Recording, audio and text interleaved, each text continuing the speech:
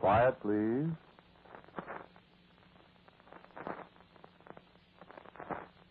Quiet, please.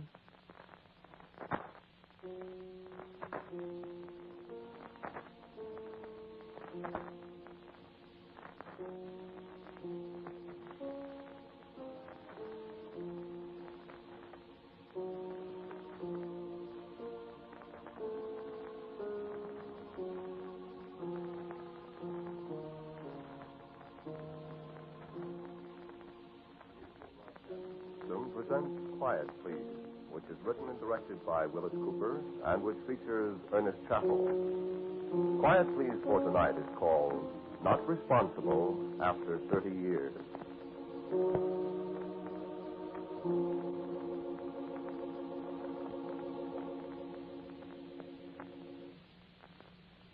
I suppose I'm glad to be out again. It's close to Midsummer's Eve again.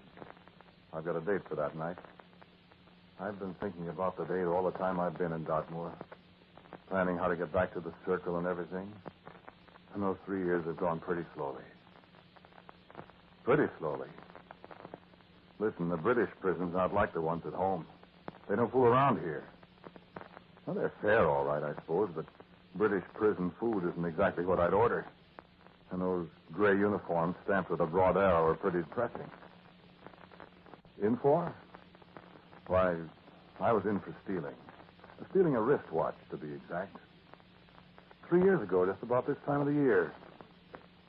Stealing a wristwatch off a skeleton's arm.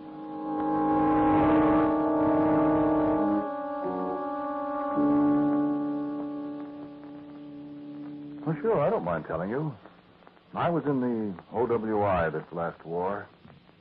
I'd been in the other war, first in the British Army. Oh, I'm an American. I just got kind of carried away in 1914.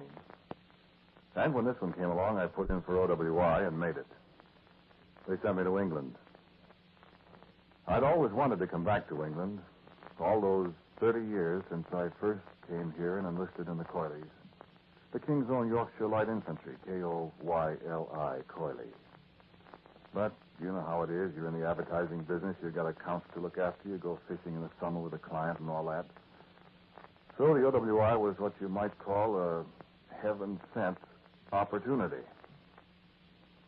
Well, anyway, forget the war if you can.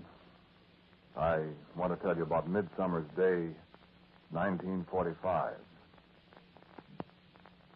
This end of the war was over, you see. And so I put in for some leave, as I'd been planning to do for the 4 years I'd been in Britain. I got it easily enough. And I set out for the Circle. The Circle? I'll tell you about that in a minute. You wanted to know why I got put in jail. Okay. So, when I got to the Circle, it was the morning of Midsummer's Day. The 24th day of June in England, a quarter day. The morning after Midsummer Eve.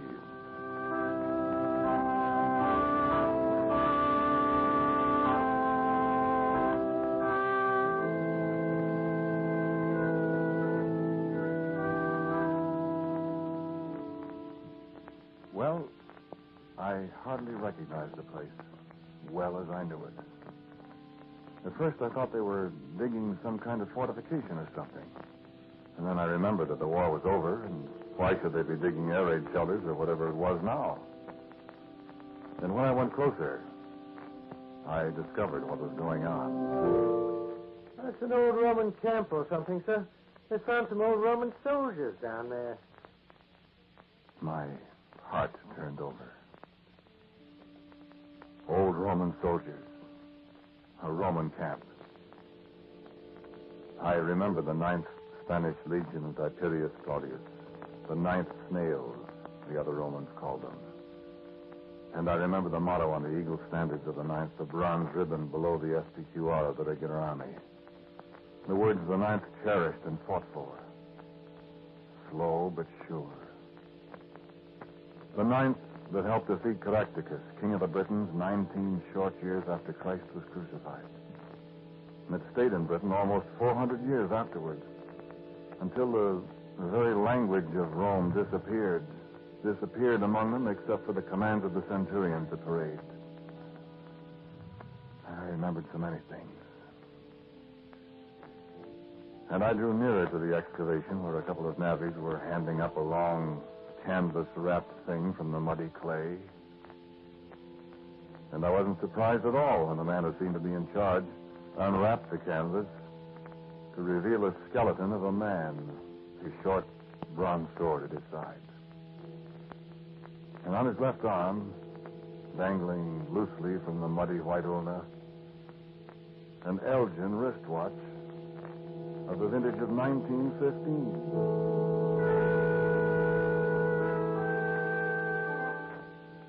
Yes, of course the archaeologists were thunderstruck. No, nobody had lost a watch in the pit. No, it couldn't be anything but the skeleton's own watch. Well, they couldn't slip it off the bones of the hand. The metal band was too small, and it had corroded so that it couldn't be unstrapped. Nobody thought to ask the American in the OWI uniform if he knew anything about it. I could have told him a lot about it. I could have told him what they'd discover if they cleaned the watch and wound it up. I could have told him who the dead man was. And I could have told him that it wasn't his watch. After all, it was mine. So, I stole it. But, of course, they caught me, and that was 3 years ago. Today, they let me out of Dartmoor with a little time off for good behavior. And tonight, I'm going to find that watch, and I'm going to steal it again. Then I'm going to clean it very, very carefully. And I'm coming back to the circle. And when the watch is wound and running, I hope it will run.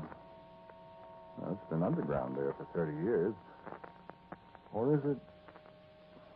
Well, the Roman legions left Britain in the year 411 A.D. That's more than 1,500 years ago.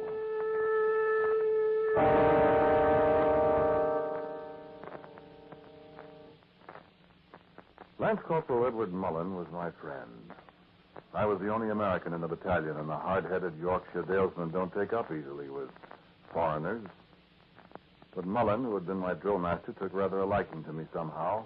And between the chores of slow pipe and Form 4's 2-deep quick march, we found quite a good deal in the way of common interest, particularly English history.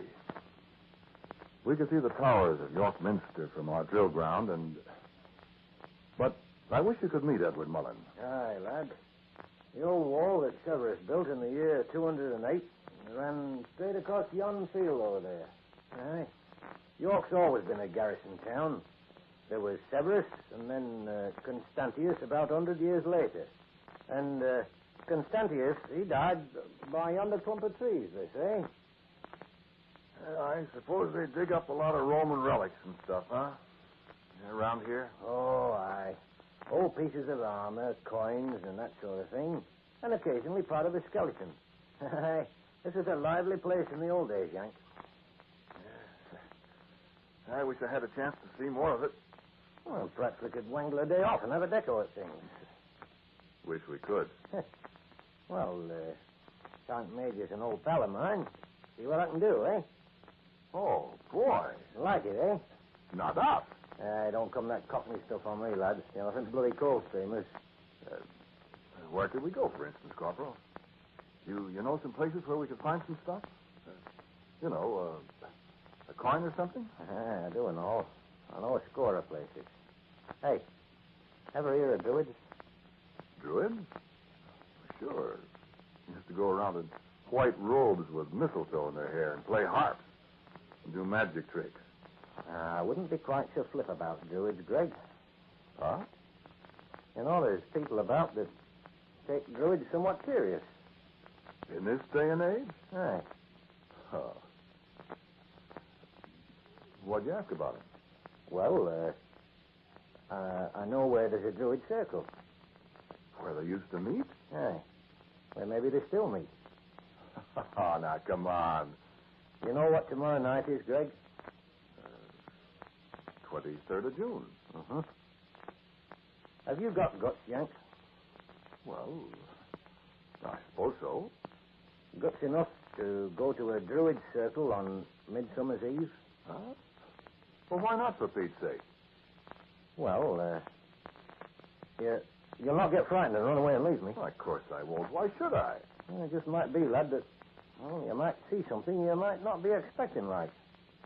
What? Oh, I don't know. But I know a man, I knew a man from Huddersfield, over in the West Riding. He made a wager he'd stay all night alone in Druid Circle on Midsummer's Eve. And did he? They found him there in the morning. Well, what did he see? He couldn't tell. He could only just slobber like a baby. He was raving mad. I don't believe it. Nobby Clark, his name was. From Huddersfield. Well... oh, I don't know.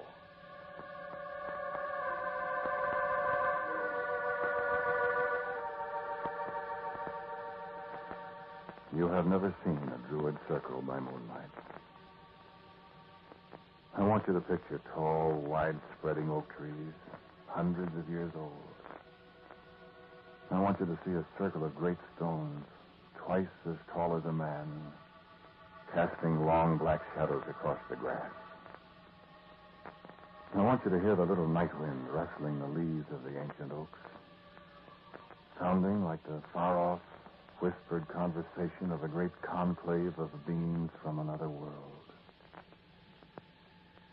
See the moon, dead pale in the sky above, and feel the oneness of all nature in the whispering silences. And know that you are very close to an infinite something.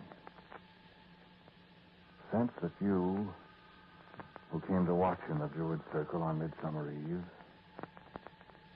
are being watched. And there is nothing to see.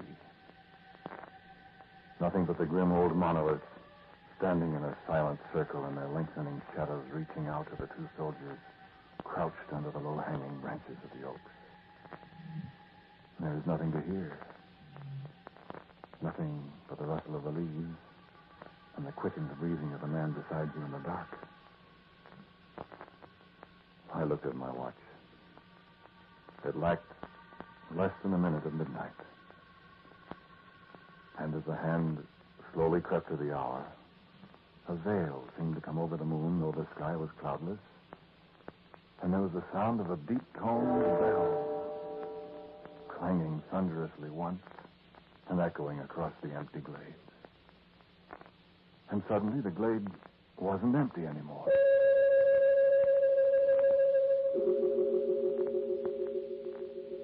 In the center of the circle stood an ancient man, a tall, straight man, robed in gleaming white with a wreath of mistletoe about his head and a long silver-white beard that descended to his bosom.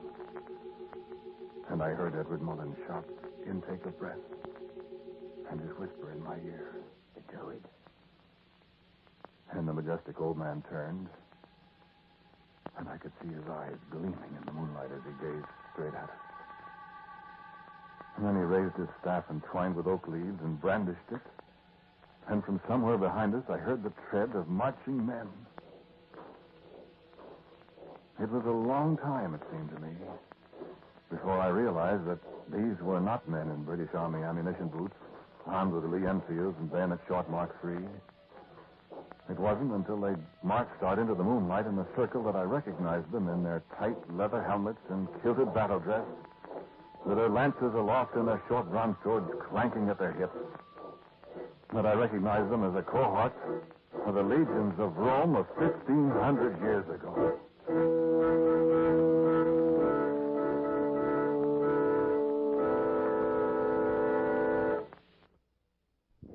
I have not much memory of what happened after that for a while. I remember how the glade seemed to have changed. How the sagging monoliths seemed to have straightened up. How there seemed to be more trees there than there had been at first.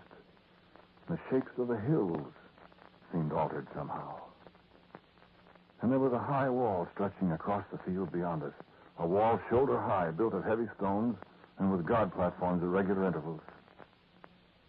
I was looking at Severus Wall, built by the Romans in the year 208, and as I was to learn very shortly, now only a scant 2 centuries old. I heard Edward Mullen speaking to one of the legionaries. We're British soldiers, friend. We mean no harm. And I heard the legionary reply to him.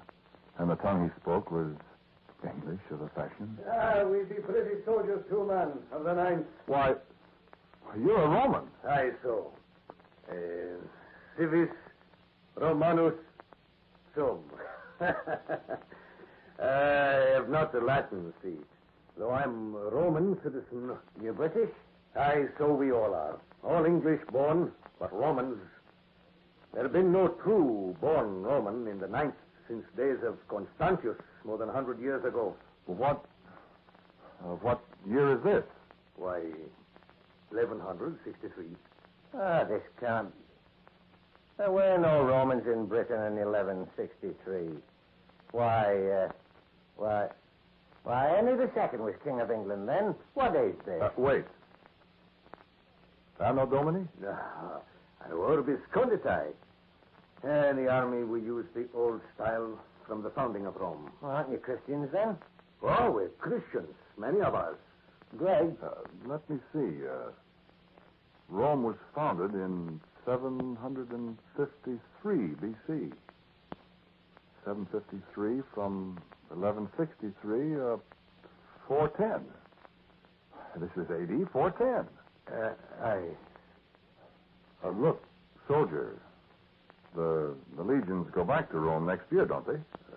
How know you that? I just know it. Aye. It's true. It would be a sad day of parting for most of us, for we have never known any other land save this where we were born. Yes, I remember reading about that. What? Look, man. Huh? What about us? Why, man, come and have supper with us, comrades. There's always room at the mess for a British soldier. And there'll be wine issue later. And our wives and our families are coming to join us. This is Midsummer's Eve, my friend.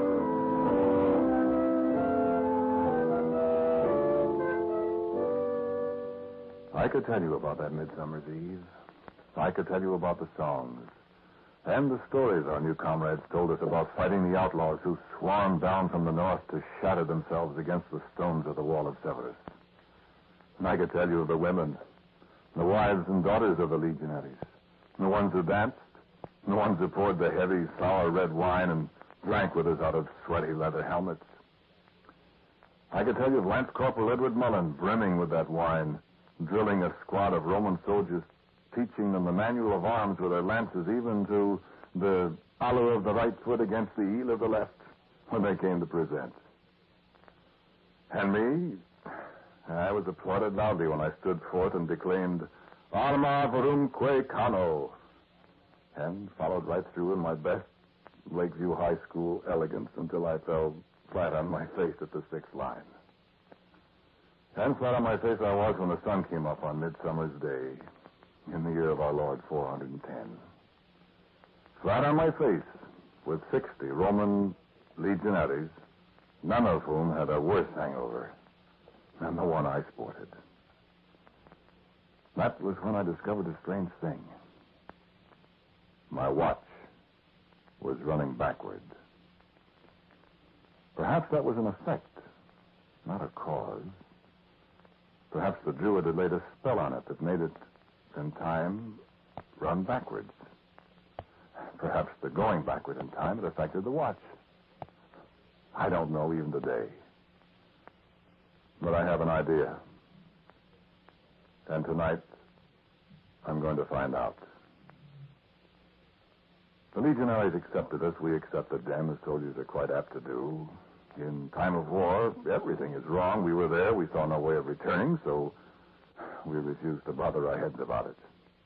Well, perhaps we were influenced by Elaine. Elaine, the daughter of our friend, the legionary who had first greeted us.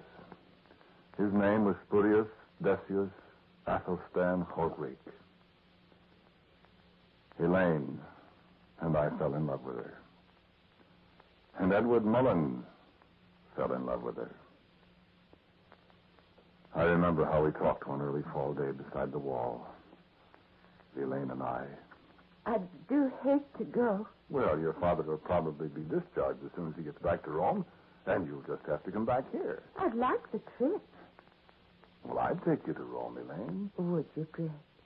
And not in a troop ship either. I'd like that. Elaine. Hmm?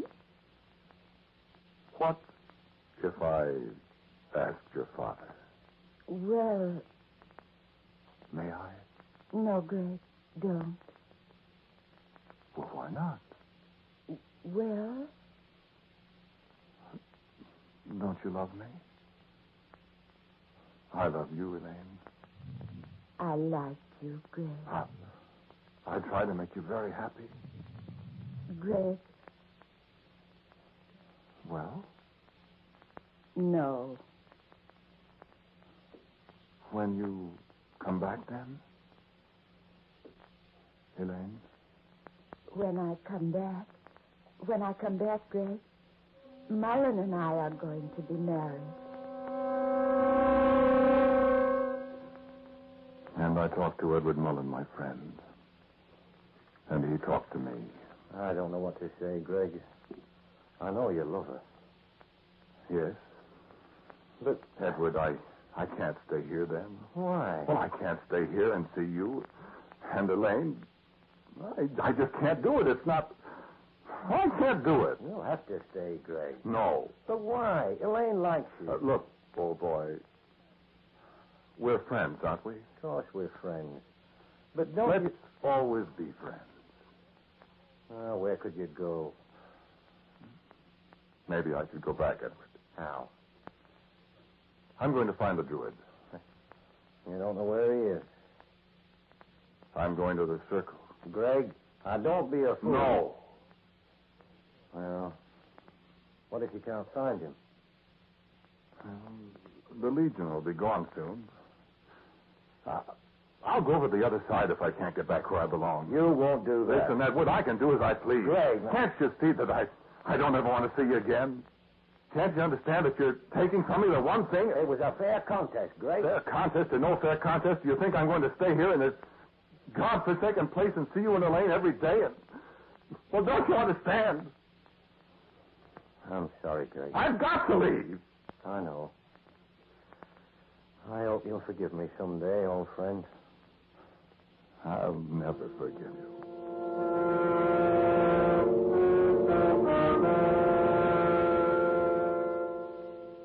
I wish I hadn't said that to Edward Mullen. Because I know now I didn't mean it. I knew I didn't mean it a few short hours after I'd said it. I went to the circle that night. At midnight. I stood and looked around me. I could just make out the distant light from the sentry's godfire alongside the wall. I looked up at the moon and at the shadows of the stones on the greensward. And I listened to the rustling of the leaves of the ancient oaks. And I spoke aloud. Druid, I said. Druid, I need you. Druid, come to me. And I looked down at my wristwatch. And the minute hand slowly moved backward until it touched the figure of 12. It was midnight. And again I heard the solemn tone of the great bell. And from the shadows, the old druid walked slowly toward me. raised my hand. Druid, I said. Druid, let me go back. Druid, I must go back. And the old man halted by my side. And I saw an infinity of pity in those wise old eyes. And I said again, let me go back. I felt his hand on my arm. And he unfastened my watch and held it up. And from the shadow under the great oak, Edward Mullen and Elaine came toward me. Silently, he fastened the watch on Edward's wrist. And Edward raised his other hand in solemn, final salute. And as the Druid lifted his staff and the veil seemed to slip over the moon, there was a sudden scream from Elaine. And dimly I saw a crowd of shaggy, howling men pull over the wall and race toward my two friends. And brazen trumpets sounded in the darkness as I screamed, "No! No, let me come back!" The wild, savage men of the North had chosen that moment for their attack. And I had deserted my friend and the woman I loved in the hour of their direst need.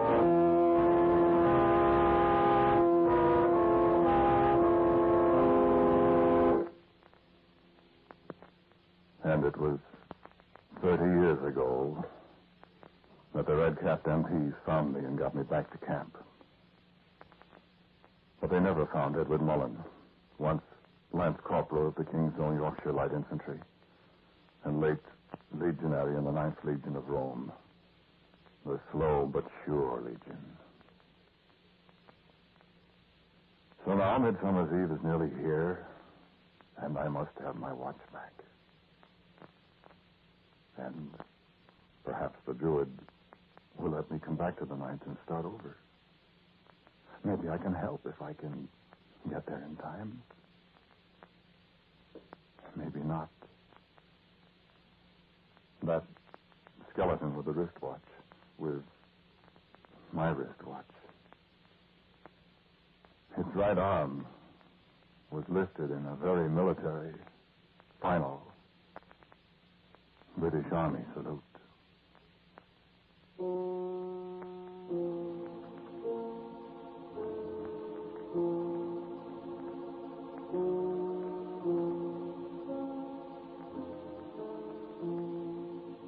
The title of tonight's Quiet Please story was Not Responsible After 30 Years. It was written and directed by Wyllis Cooper, and the man who spoke to you was Ernest Chappell. And J. Pat O'Malley played Edward Mullen. The legionary was Court Benson, and his daughter Elaine was Nancy Sheridan. As usual, music for Quiet Please is played by Albert Berman. Now for a word about next week, my good friend Wyllis Cooper. The people you heard tonight are not intended to be anyone you know or even anyone you don't know. They're products of my typewriter and as fictitious as all get out. And next week's Quiet Please story will be entitled What the Lilies Consider. It's about a man who loves flowers and vice versa. And so, until next week at the same time, I am quietly yours, Ernest Chappell. Tonight's Quiet Please show was especially written for your enjoyment, with the hope we would please many people with many different tastes for many different reasons. You like Quiet Please for one reason and you for another. And that's just as it should be. For we in America aren't stamped with a mold. We have our differences in tastes and talents, in hopes and ambitions, in color and creed. Our American differences have resulted in a variety of contributions which have made our country great and kept us free. Today, as America seeks to establish peace in the world and to continue prosperity at home, our differences must not divide us or hamper our efforts. On this Flag Day of 1948, let each of us pledge to wipe group prejudice out of our lives by meeting every American as an individual. This program was heard in Canada through the facilities of the Canadian Broadcasting Corporation. This is the Mutual Broadcasting System.